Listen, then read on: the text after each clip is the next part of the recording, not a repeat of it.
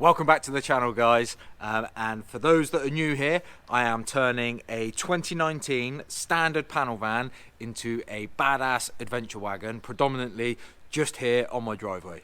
So welcome back, guys, and welcome to the first dry day in for as long as I can remember. So I haven't actually achieved any major jobs to show you this is the job I'm doing, but I've done lots of little stuff, mainly with the door shut and the music on. So this week is going to be an update, but I'm also going to bring you a little bit of truth. I'm going to bring you 5 mistakes that I've already made, even though I'm only 70-80% through the build. I've already got 5 mistakes, and I'm also going to give you 5 tips, hopefully to prevent you making the same mistakes yourself, and just 5 handy tips that I think you need to know while building a van, potentially on your driveway like I am. Right, guys, before we get to the tips and the tricks and the mistakes, let's take a quick look around and see where I'm up to. Like I said, I haven't really achieved one major thing. I've just been cracking on, really. So we've got units that are up. Absolutely lovely. Colour scheme revealed. This is actually acid green, and this is dove grey. The Evo Motion lockers. These lockers are actually scarfed in for Mercedes-Benz. I have not, apart from building them, and I screwed them up and they fit absolutely lovely. Didn't have to touch them. The ones I bought on the black van, they were universal lockers. I had to scarf them in myself. Oh god, I just kept cutting and cutting and cutting, and the cupboards just got shorter and shorter. It's absolutely crazy. No matter how hard or how hard I tried to make a template, that's not easy. That is a proper mind bender. So these ones are scarfed in, saved me so much time, literally, by putting those battens in the ceiling. By the time I put the panels on the wall, I knew exactly where my battens were. Pilot hole, drilled them up, done. Honestly, absolute dream. The bed is in. The kitchen is in, except that kitchen is superficial, basically, let's call it at the moment. So what I mean by that is the sink isn't plumbed in. The fridge, I've only just sat in there just today, just to make sure everything's hunky-dory. But it's in and it looks great. I've gone for I'll put a link to this one. I believe it's the V4. They've got a couple of different options. Lots going on for such a little unit, if I'm honest. It isn't that long. It is just over a metre long. So it's just over a metre long. The fridge is in my favourite position. Like I say, that's just sat in there at the moment, which can be reached from outside. I absolutely love that. I use that so much. So we got a tiny little cutlery drawer here. Absolutely wicked. 3 large drawers there, but then because it's only a small pod, you've then got an extension. This would be oiled up, but this is almost like a cutting board or a bit of extra, whether or not you want to put your induction hob sat on there, that kind of thing. Absolutely great. So there's an extension to the worktop. Really chuffed with that. Like in the black van, I've opted for the LED downlighters. But totally built in. You just opt for them at checkout. Basically, you just add them and they come pre-routed in, basically with 2 wires. They're dimmable. Don't know if you'll see in this light, but they get, there you go, brighter. And for me, because we do have the lights up top, but for me, that just because there's a rib bed going here, I'm pretty much treating this as, dare I say, like the bedroom light for the you know, if a young child was sleeping here, that kind of thing, using this as a bunk, that can be their light predominantly. And this light is almost like the bedroom light. So, you know, each unit does actually serve a purpose, alongside obviously the house lights, which are here.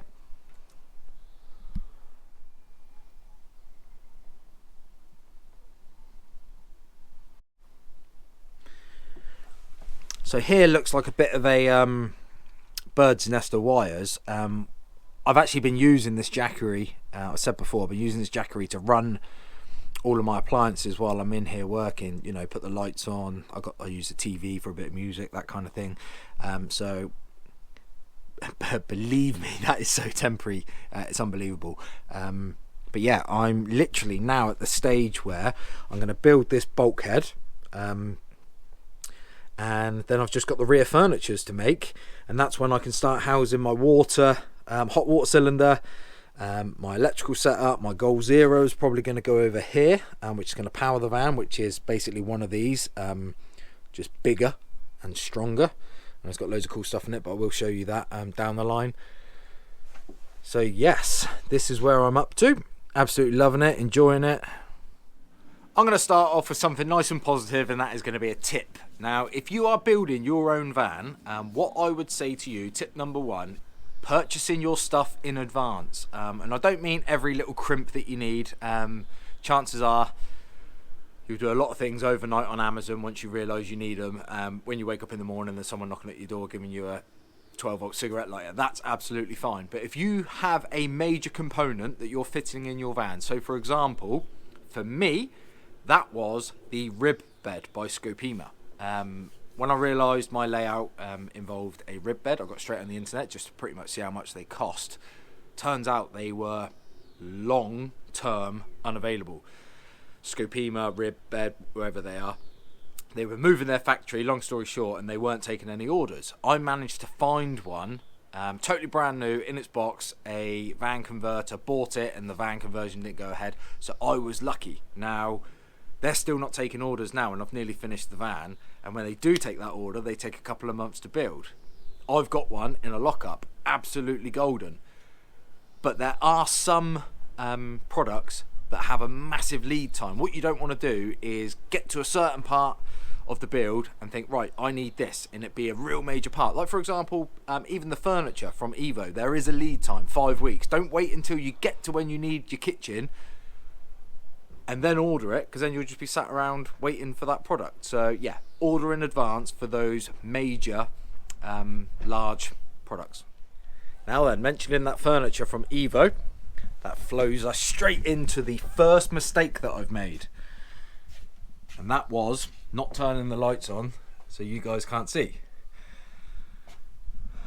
Right, so guys, it's easy to pretend that I'm this professional van builder, but I'm definitely not. Now, what's happened here is I finished my panel, got my flare cut out, everything looks great. I actually fabric this first. There's a jut out here in the van, and my panel goes up there, lovely. It looked absolutely fantastic while it was in place. Now I've fitted the unit, hopefully you can make this out. The unit is slightly too long, should I say. Now these are custom units, so I chose the length. So it's butted up against the rear D pillar at the back there, so it cannot go that way any further. Now, in an ideal world, this panel may have been 5mm longer, or I could have shifted this over, but these flares fit in there so tight that panel cannot move, and believe me, I am not redoing all of that. So hopefully you can see what I'm talking about. So that's better. So the panel, this end panel of my unit, is half on, half off of this board here. All I'm going to do is I'm going to order another one of these from Evo, and I'm going to ask them to make it 20mm longer so that this panel sails into the van there. And then all I might have to do, because it's half on and half off, is actually run a router up the back of it to rebate it within that wall panel. So you guys know by now that I am a massive fan of the Evo stuff. They've been very, very good to me over the years. Now, what I will say about Evo Motion is they are just people. It's not a massive, massive corporation where you know, if you mess something up, you'd have to buy the whole kitchen again or something like that. I don't know if they'll love me saying this, but if it really came to it, something like that, or if you damaged a piece while you were cutting it, if you phoned them up and you said, listen, I need an A1 or a B2 or whatever, they would produce that for you. I hope they don't mind me saying that. They will help you out. They've been very, very helpful to me over the years, so I'm going to phone them and say, can you do that? What I will say is hopefully they've got some of this material left behind, otherwise I've got to buy half a sheet. But I'm also after more of this plywood, so what I would say is I'm going to buy some material. Can you cut me one of them off of it and then send me the rest, that kind of thing. So there is an answer to that. Some people might not care about that, some people might not notice that, but at this stage motivation is still through the roof. Let's get that changed. That leads me quite nicely on to my next tip 2, which is take your time. Not only take your time so you don't make mistakes, everyone knows obviously measure twice, cut once, that kind of thing. Take your time, yes, that works well, but also about planning and organising. So for example, for me, I've always got to pick my boy up every afternoon, and what I've learned is not to start a major job at 2 o'clock in the afternoon. You know, don't start refabricating sheets, getting all the stuff out, because then you're on a clock then. You're on a timer, you know, you've got to be somewhere for a certain time, and then you end up rushing things. That's how you end up rushing things, not by planning your day correctly. So if that's the case, if it's 2 o'clock, you've got a couple of hours left, get on with something small. Get on with the intricate parts, the parts that you usually leave to the end, and they're the ones that you spend days and days finishing that 5% of the van. So yeah, it's more about planning necessarily than it is literally taking your time. Planning your day and your hours correctly. And believe it or not, that actually leads us right on to my second mistake, and this is quite a good one. When I vinyled the floor, check that video out up here, I then vinyled my step. It was raining, or it's starting to rain. I was waiting for the adhesive to go off for ages and ages and ages. Then I had to go pick my boy up. I had to get something done. I made a little mistake with the router. I'll take you in there and show you. And it's all about time management. I messed up because I was rushing, because I had to be somewhere. I'll take you in there and show you now. So as you can see here, guys,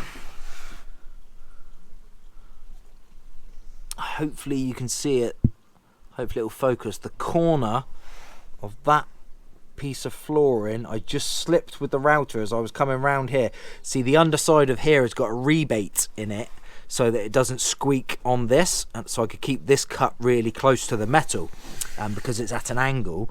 And what happened is the wheel of the router actually got in that rebate, slipped, and cut some of that outro off. There you go. So that is a little bit of a fussy one, but it is in your line of sight. I mean, I see it every time I open the door at the moment. I can come up with a bit of a solution.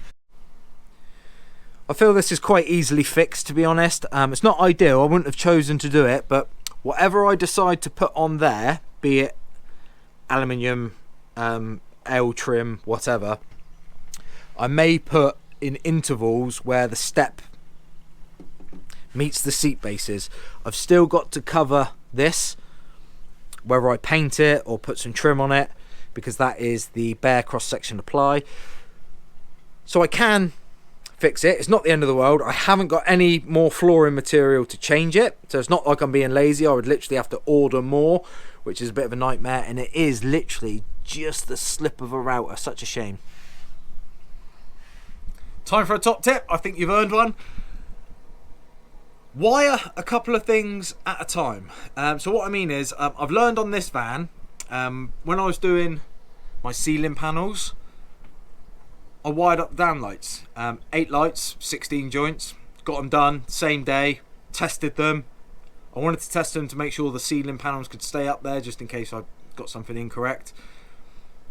And then the next time I wired next time I fitted a switch, I wired it up, and that was working. And if you wire a few little bits as you go. It doesn't seem so daunting when you get to the end.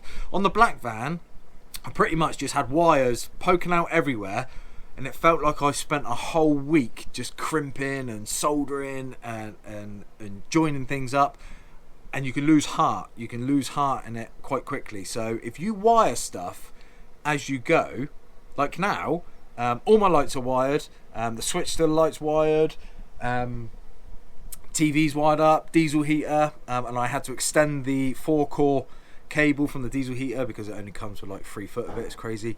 But if you wire things up as you go, it doesn't even feel like you've necessarily done any of it. If the weather's bad and you're a driveway builder like me, just shut the door, put some music on, do a couple of joints as you go. Yeah, at the moment I'm halfway there, and it doesn't feel like I've wired a single thing.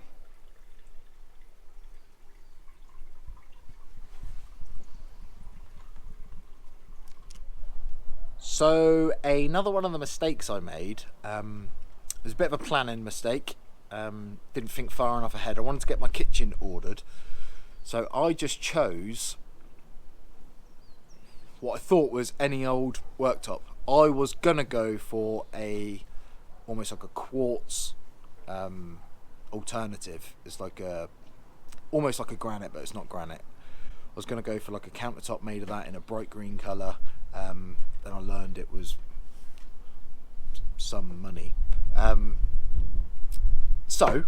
I realised then it would be actually quite a lot of labour, because the worktop here is actually there's grooves cut out the back of it that sink into the unit, and it stabilises it, and it you know, it's quite constructive as part of your unit.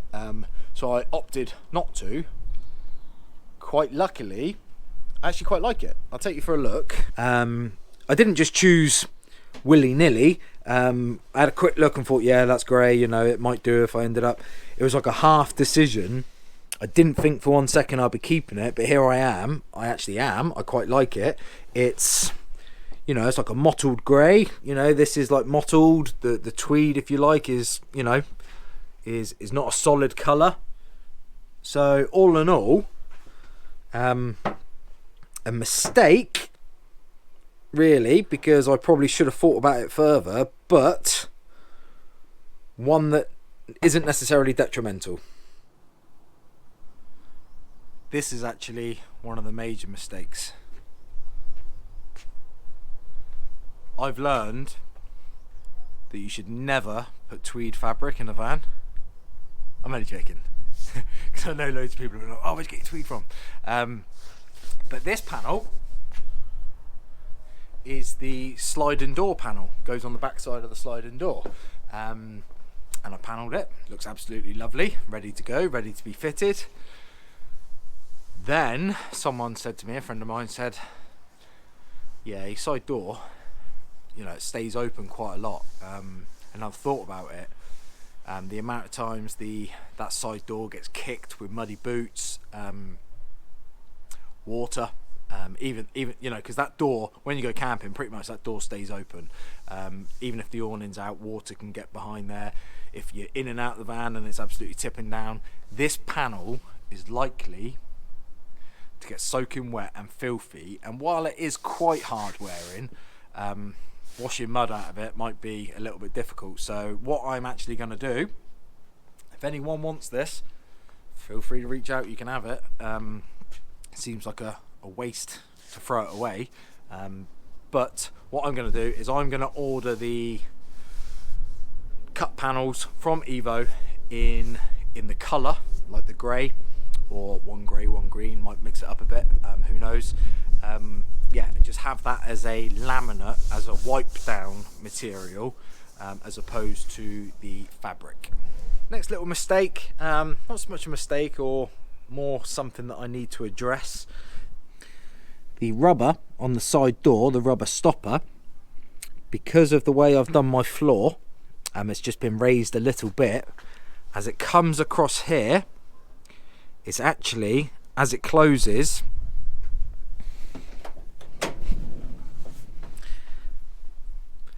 it's just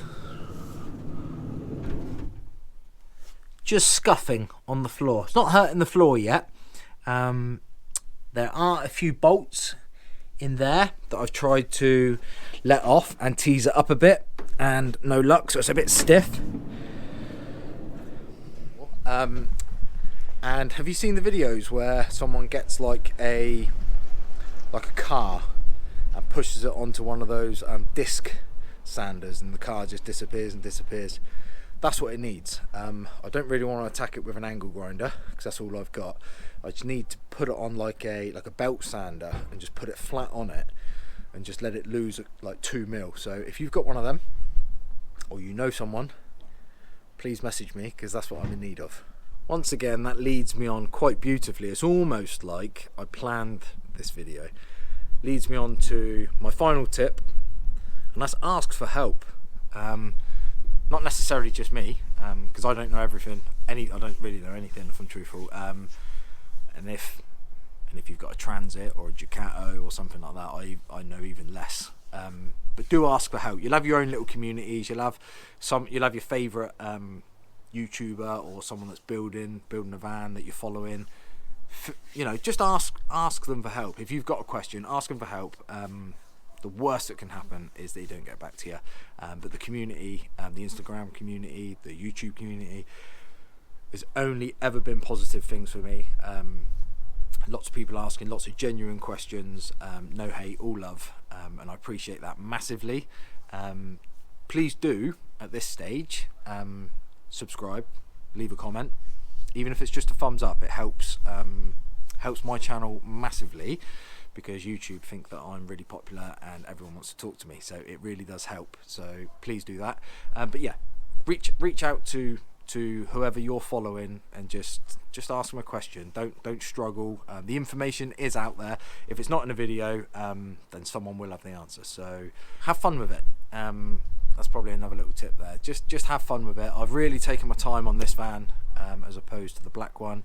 There is no set finish date for me. I want it to be mid-April, but it doesn't matter to me if it's June, because I want this one to be right. I don't want any regrets, because between me and you, don't tell the wife, I'm not 100% happy with the black one, because I've rushed it both times. I'm happy with the layout, but some of the finishes that I've learned since sitting down and actually, you know, really methodically thinking about it have changed massively. My view on carpet as opposed to like a fabric or a vinyl covering plays quite a strong part in that. But there it is. Hope you've enjoyed the video. Please do subscribe, please leave a comment, and like I say, reach out and ask for help if you really do need it. Thank you very much for watching, and I will see you next Tuesday.